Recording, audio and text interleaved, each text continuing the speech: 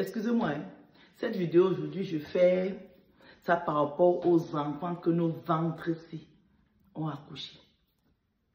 Voilà une dame qui a eu son enfant, elle était jeune. En allant en aventure, elle a laissé son enfant à sa grand-mère. Arrivée en aventure ici, tous les mois, elle envoie à sa grand-mère 100 000 francs pour que sa grand-mère s'occupe de son petit bébé.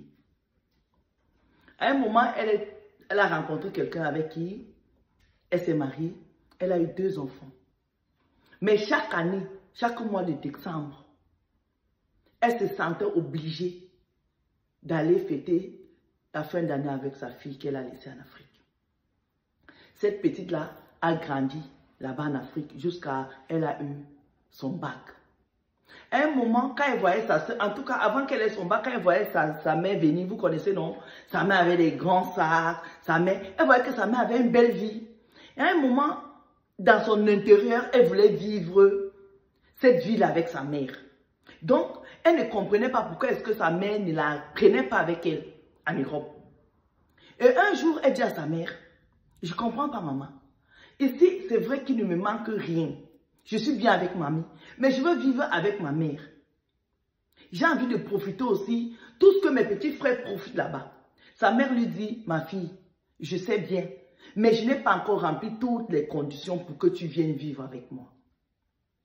La fille a dit ok, j'ai compris. Quand la fille a eu son bac alors, elle va en année BTS, elle passe la licence, elle va prendre son master 1. Quand elle veut faire son master 2, elle dit à sa mère, ah, maman, il faut que je vienne vivre avec toi. Je suis fatiguée de vivre ici. Mes amis se moquent de moi au quartier pour dire, oui, ta mère est en Europe, qu'est-ce que tu fais ici? Ta mère ne veut pas te prendre. Vous savez, vous savez comment les enfants peuvent être, en tout cas les jeunes filles peuvent être très méchantes entre elles. Donc à un moment, la fille là nourrit la haine contre sa mère à l'intérieur d'elle. Mais chaque fois, chaque année, sa mère venait en vacances. Alors quand elle a eu cette conversation avec sa mère après son premier master, sa mère lui dit, ok, j'ai compris. Quand je vais rentrer mon mari, on va voir quelle procédure on doit adopter pour que tu viennes. Quand la maman arrive ici, elle va inscrire sa fille à l'université à Pau, pour que la petite fille là aille à l'école là-bas. Donc la petite fille là monte ici en Beng. Elle va à l'université là-bas, en province. Ça se passe super bien. Mais comme elle avait la haine contre sa mère, elle va dans les réseaux sociaux. Elle change un alias, quelque chose, elle change de nom. Elle commence à draguer son beau-père.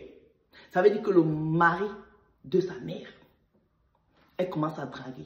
Chaque fois qu'elle vient en week-end ou bien en vacances à la maison, quand sa mère sort, elle sort en petite tenue comme ça devant son beau-père et tout ça. Vous savez, elle veut séduire le monsieur. Elle veut voir si le monsieur là peut tomber dans son touquet. Chaque fois elle insistait. Et le monsieur a dit à sa femme, moi je pense qu'il faut louer une maison, une chambre à ta fille, que quand elle vient même chez nous ici en ville, elle habite là-bas.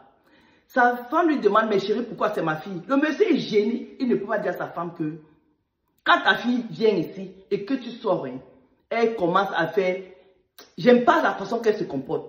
Il garde ça parce qu'il ne veut pas qu'il y ait des tensions entre sa femme et lui et l'enfant et tout ça. Le monsieur a parlé à sa femme jusqu'à... La maman n'en a pas compris. Maman, un jour, le diable s'est dessiné comme ça sur le mur de la maison. Bim! Voilà les 2 qui se retrouvent au lit. Alors, un jour, ils ont commencé à développer les relations amoureuses jusqu'à... Au bout d'1 an, le chef bandit meurt dans son piège. La maman l'a dit que j'arrive, je sors. Je reviens. Quand elle est revenue, elle a trouvé son mari et sa fille dans le lit.